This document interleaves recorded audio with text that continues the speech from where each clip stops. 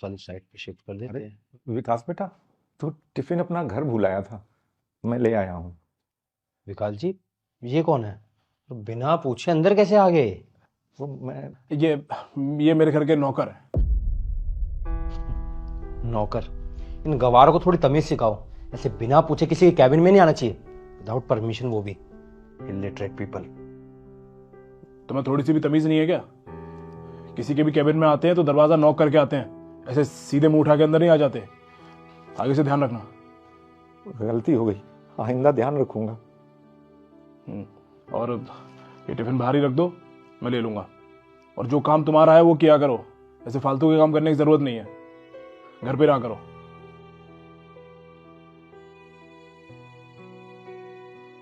इनसे ठीक से बात क्या कर लो, खुद को घर का मालिक समझने लग जाते हैं।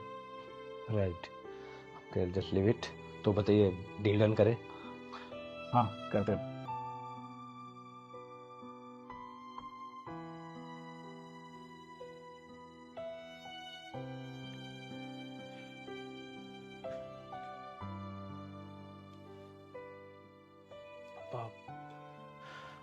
आई एम सॉरी, सुबह जो ऑफिस में हुआ उसके लिए।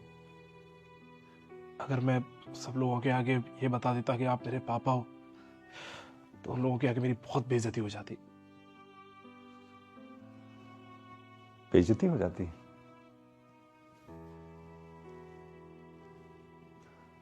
तो तूने अपनी इज्जत बनाने के लिए मुझे, अपने बाप को ही नौकर बना दिया। और ठीक ही कहा बेटा तूने, नौकर ही तो हैं हम।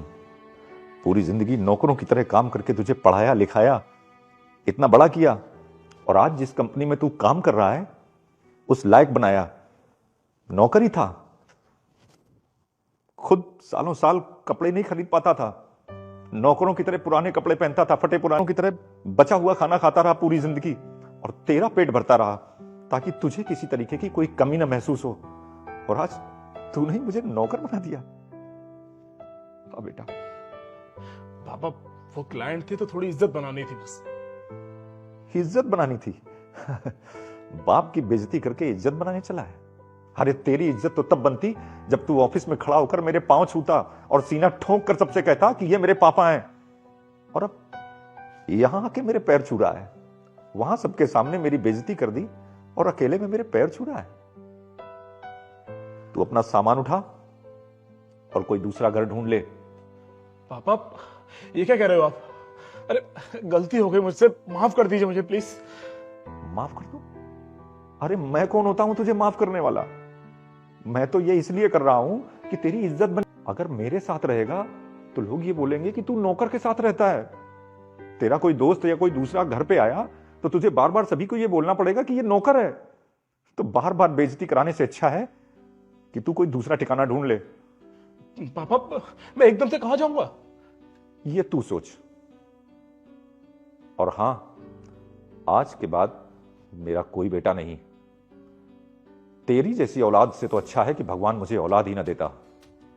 और बेटा एक बात हमेशा याद रखना, जिंदगी में कितने भी बड़े हो जाओ, कितने भी बड़े बन जाओ, मगर कभी उससे बड़े मत बनना जिसने तुम्हें बड़ा बनाया हो। और अब 1 मिनट भी यहां रुकने की जरूरत नहीं है। निकल जाओ मेरे घर से।